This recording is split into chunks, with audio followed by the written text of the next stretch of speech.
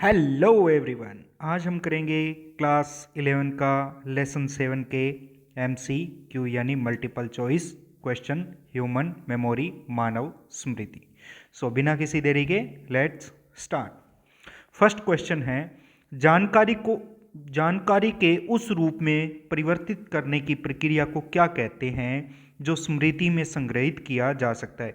यानी जानकारी को किस में परिवर्तित करना है, किसी एक ऐसे रूप में परिवर्तित करना है जिससे स्मृति में संग्रहित किया जा सके। तो उस रूप को क्या बोलते हैं?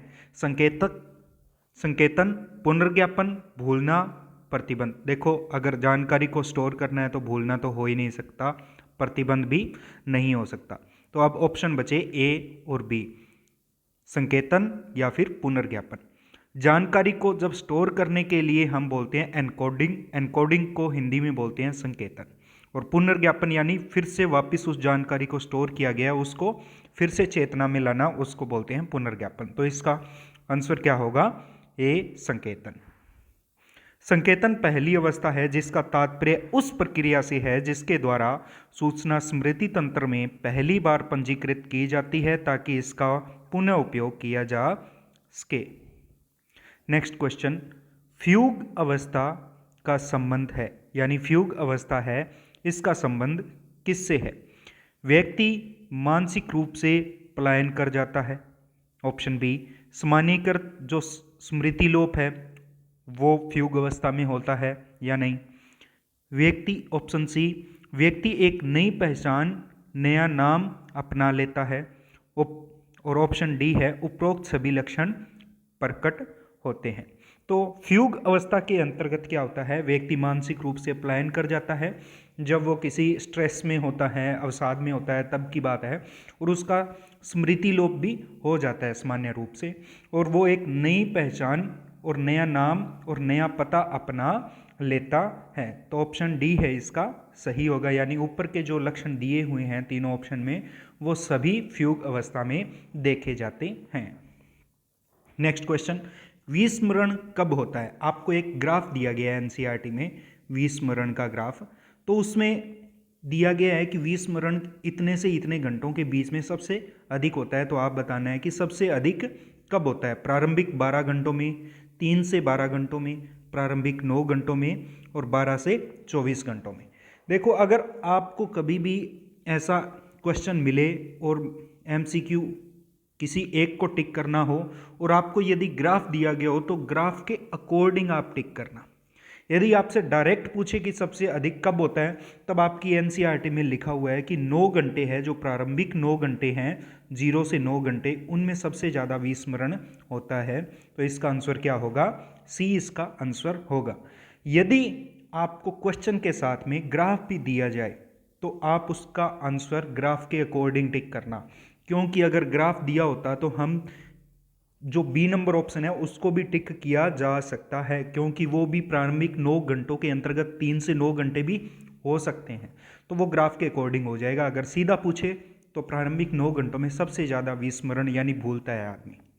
नेक्स्ट क्वेश्चन, किस प्रकार की स्मृति जानकारी को एक संक्षिप्त अवधि के लिए रखने और प्रसंस्करण करने के लिए जिम्मेदार होती है? आमतौर पर यह लगभग 20 से 30 सेकंड के आसपास होती है। यानी हमारी जो जानकारी है वो 20 से 30 सेकंड तक याद रख पाते हैं। तो किस प्रकार की स्मृति में होती है? संवेदी स्मृति, दीर्घकालिक स्मृति, घटित स्मृति या फिर अल्पकालिक स्मृति। संवेदी स्मृति में 1 सेकंड से भी कम समय तक याद रख पाते हैं। दीर्घकालीन स्मृति है वो 30 सेकंड से ज़्यादा समय तक याद रख पाते हैं, यानी बहुत लंबे समय तक। घटित स्मृति घटना से संबंधित होती है, किसी घटना को याद रखने से संबंधित, ये भी एक दीर्घकालिक स्मृति का प्रकार मान सकते हो आप। अल्पकालिक स्मृति है वो लगभग 1 से 30 सेकंड तक हम किसी जानकारी को स्टोर रख सकते हैं, याद रख सकते हैं। तो इसका आंसर क्या होगा? अल्पकालिक स्मृति। फिर है अनुपयोग का सिद्धांत क्या बताता है? यानी हमने एक सिद्धांत पढ़ा था। सिद्धांत क्या? हमने विस्मरण के जो कारण पढ़े थे उनमें एक सिद्धांत बताता है कि एक कारण था वो इस सिद्धांत का अनुपालन करता है, कि अनुपयोग का सिद्धांत का अनुपालन करता है। तो कौन सा है वो? चिन्हहास के कारण विस्मरण, अवरोध के कारण विस्मरण, पुनरुद्धार असफलता के कारण विस्मरण, या फिर उपरोक्त सभी। तो इनमें हमने जो चिन्हहास हैं उनके अंदर पढ़ा था, कुछ चिन्ह बनते हैं हमारी स्मृति में, हम जब याद करते हैं तो कुछ चिन्ह बनते हैं, और वो स्मृति चिन्ह हैं जब लोप हो जाता है, उनका ह्रास हो जाता है तो हम भूल जाते हैं।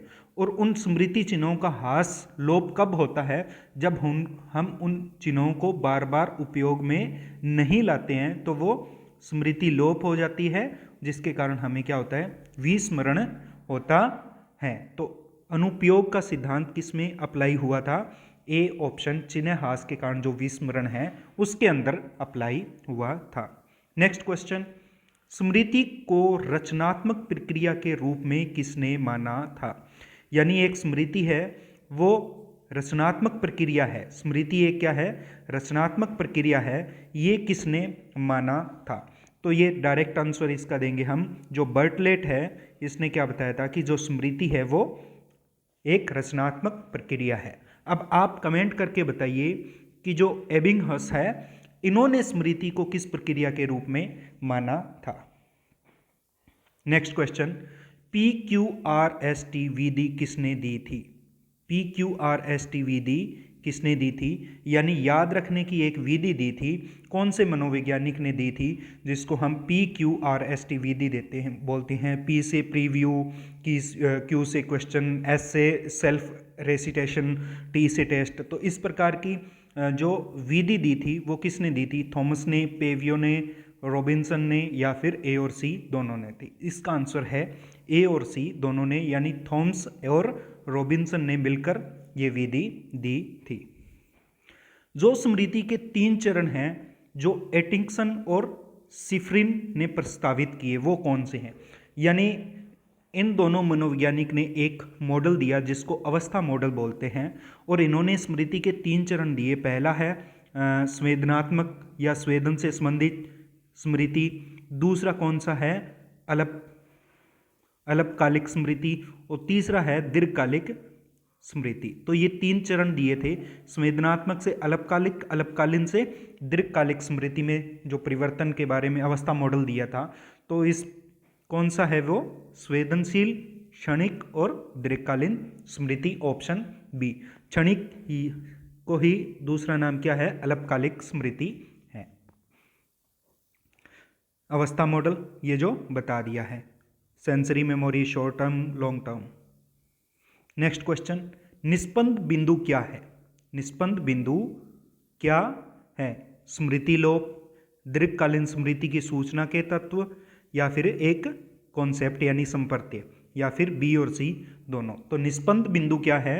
निष्पंद बिंदु है दीर्घकालीन स्मृति है उसकी सूचना के तत्व हैं उनको निष्पंद बिंदु कहा गया है, और ये एक कॉन्सेप्ट की तरह यूज किया जाता है। तो इसका आंसर होगा डी।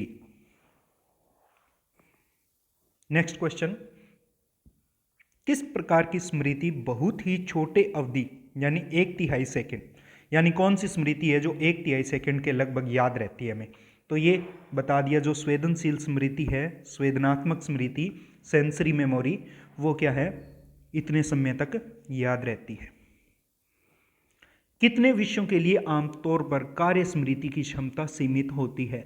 जो अपनी कार्यकारी स्मृति होती है, कार्यकारी, ये एक अल्पकारी जो स्मृति है उसका प्रकार मान सकते हो, रूप मान सकते हो कार्यकारी स्मृति। वो कितने विषयों तक सीमित होती है, इसकी क्षमता क्या होती है? तो इसकी क्षमता डायरेक्ट याद रख लेना 7। नेक्स्ट क्वेश्चन, किस प्रकार की स्मृति व्यक्तिगत अनुभवों को याद करने की जानकारी के लिए जिम्मेदार होती है? यानी जो हमारे व्यक्तिगत अनुभव हैं कि हमसे रिलेटेड, उनको याद करने की जिम्मेदार कौन सी होती है? घोषणात्मक, कार्यकारी, क्षणिक, आइकॉनिक। तो कौन सी होती है? घोषणात्मक स्मृति होती है, वो हमारे व्यक्तिगत अनुभव है उनको याद करने की जिम्मेदार होती है। सभी सूचनाएं जिनमें तथ्य, नाम, तिथि, रिक्शे के कितने पहिए होते हैं, भारत कब आज़ाद हुआ था, मेंढक उभयचर प्राणी है, और आपके मित्र का एक ही नाम है, इस से संबंधित जो स्मृति होती है वो एक घोषणात्मक स्मृति है। नेक्स्ट क्वेश्चन, किस मॉडल के अनुसार जानकारी संवेदनशील स्मृति से कार्यकारी स्मृति तक एक दिशीय दिशा में बहती है और यह दीर्घकालीन स्मृति में बदल जाती है? तो ये किसने दिया था? एटकिंस और शिफ्रिन ने दिया था, जिसका नाम था अवस्था मॉडल, ऑप्शन बी।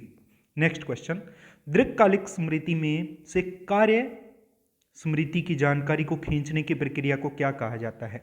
देखिए, हमने अवस्था मॉडल में देखा था, पहला था सेंसरी जो स्टेज था, संवेदनात्मक स्टेज, उससे किस में बदलती है? जो अल्पकालिक है उसमें बदलती है सूचनाएं, और उसके बाद में किस में चली जाती है?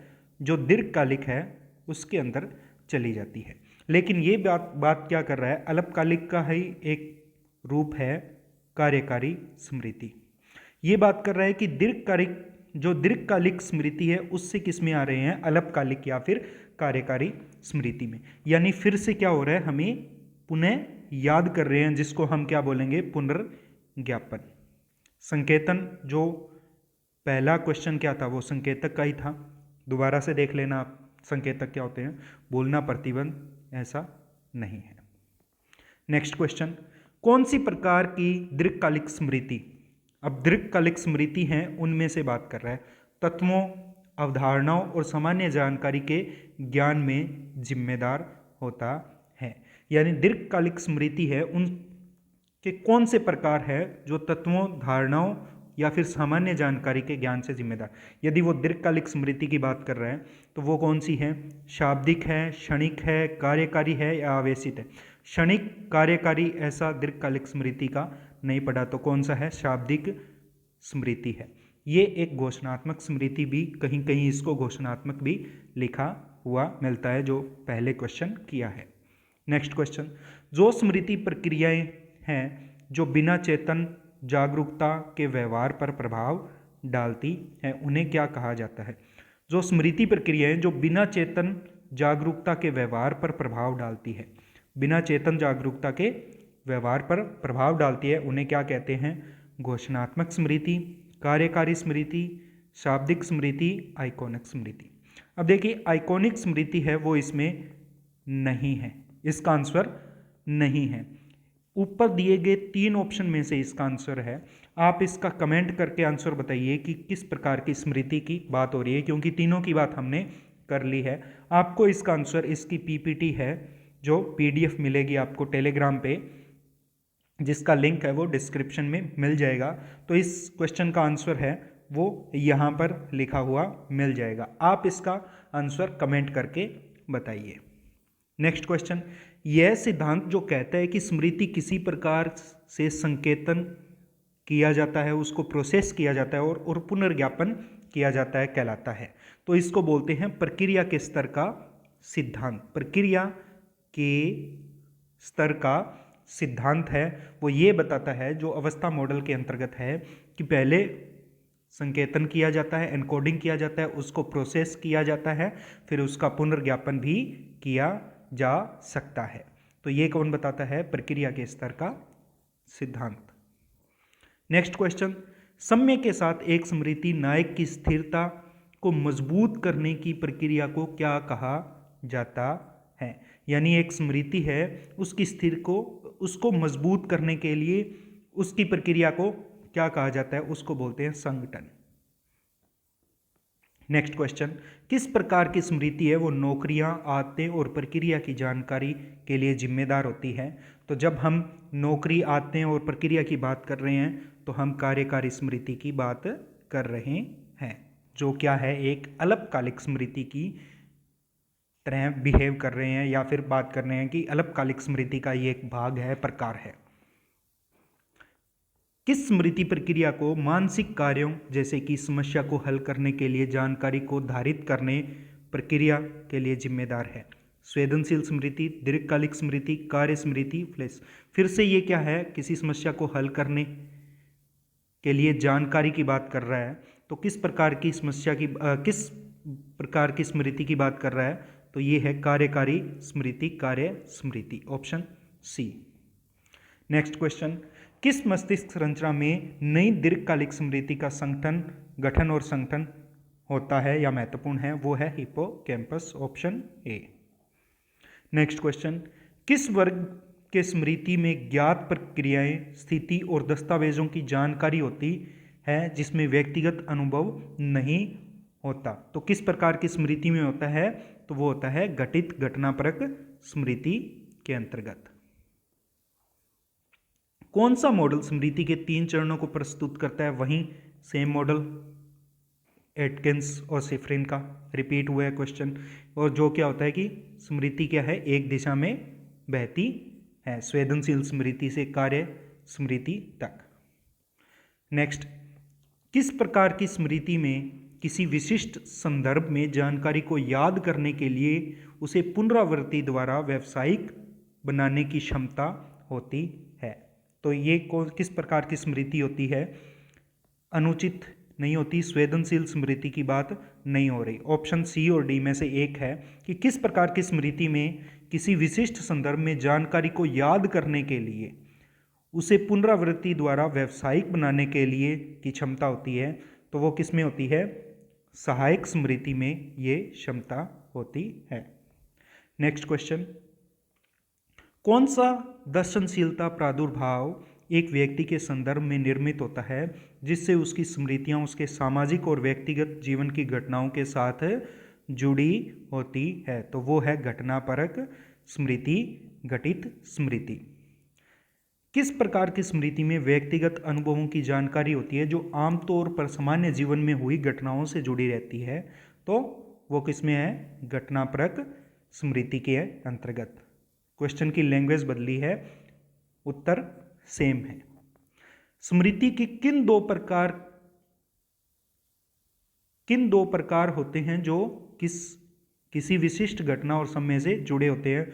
वो होते हैं क्षणिक और दीर्घकालिक स्मृति। क्षणिक यानी अल्पकालिक और दीर्घकालिक स्मृति है वो घटना से संबंधित ही जुड़े हुए होते हैं। तो ये थे आज के इस जो ह्यूमन मेमोरी का जो चैप्टर था इसके 27 क्वेश्चन। आई होप आपको समझ में आया होगा। ये क्वेश्चन बिल्कुल ही सिंपल तरीके से हैं लेकिन लैंग्वेज घुमाकर पूछे जाए तो थोड़े टफ लग सकते हैं। तो अगर आपको किसी भी क्वेश्चन में डाउट हो तो आप उसका क्वेश्चन नंबर लिखिए कि ये क्वेश्चन है, इसमें ये डाउट है, और कमेंट कीजिए उस क्वेश्चन के बारे में, आपको इसका आंसर ज़रूर मिलेगा। आई होप आपको सब कुछ समझ में आया होगा। मिलते हैं नेक्स्ट वीडियो में, तब तक के लिए स्टे ट्यून।